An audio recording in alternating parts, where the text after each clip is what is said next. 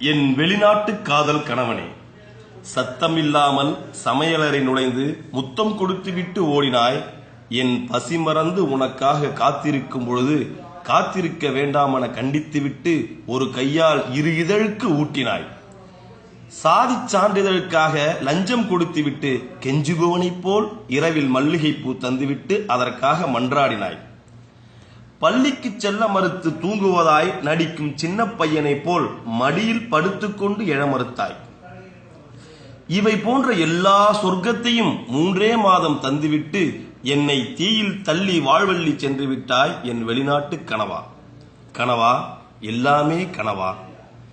கணவனோடு 3 மாதம், கனவுகளோடு எத்தனை மாதம்? 12 வருட முறை குறிஞ்சிப்பு, 5 வருட முறை ஒலிம்பிக், 4 வருட முறை உலகக்கோப்பை கிரிக்கெட், 2 வருட முறை கணவன்.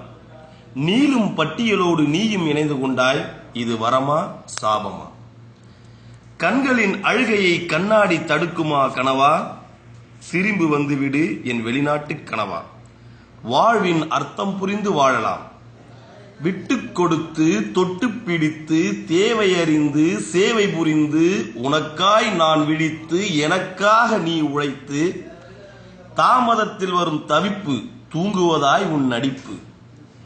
வார விடுமுறையில் பிரியாணி, காசில்லா நேரத்தில் பட்டினி. இப்படி காமம் மட்டுமின்றி எல்லா உணர்ச்சிகளையும் நாம் பரிமாறிக்கொள்ள வேண்டும். 3 மாதம் மட்டும் ஆடம்பரம் உறவு, உல்லாச பயணம், பாசாங்கு வாழ்க்கை புளித்துவிட்டது கனவா. தவணை முறையில் வாழ்வதற்கு வாழ்க்கை என்ன வட்டிக்கடையா? தவணை முறையில் வாழ்வதற்கு வாழ்க்கை என்ன வட்டிக்கடையா? எப்பொழுதுவாது வருவதற்கு நீ என்ன பாலை மழையா? இல்லை ஓட்டு வாங்கிய அரசியல்வாதியா? விரைவு தபாலில் காசோலை வரும், காதல் வருமா? விரைவு தபாலில் காசோலை வரும், காதல் வருமா? பணத்தை தரும் பாரத வங்கி பாசம் தருமா? நீ இழுத்துச் சென்ற பெட்டியோடு ஒட்டி இருக்கிறது என் இதயம். அனுமதிக்கப்பட்ட எடையோடு அதிகமாகிவிட்டதால் விமான நிலையத்திலேயே விட்டுவிட்டாயே என் இதயத்தை. உன் வெளிநாட்டு தேடுதலில் தொலைந்து போனது நம் வாழ்க்கை அல்லவா? விழித்து விடு கனவா, விழித்து விடு. அந்த பாஸ்போர்ட் நமக்கு வேண்டாம், கிழித்து விடு. விசா ரத்து செய்துவிட்டு வா என் காதல் கணவனே. விசா ரத்து செய்துவிட்டு வா என் காதல் கணவனே. இல்லை என்றால் விவாகரத்து செய்துவிட்டு போ.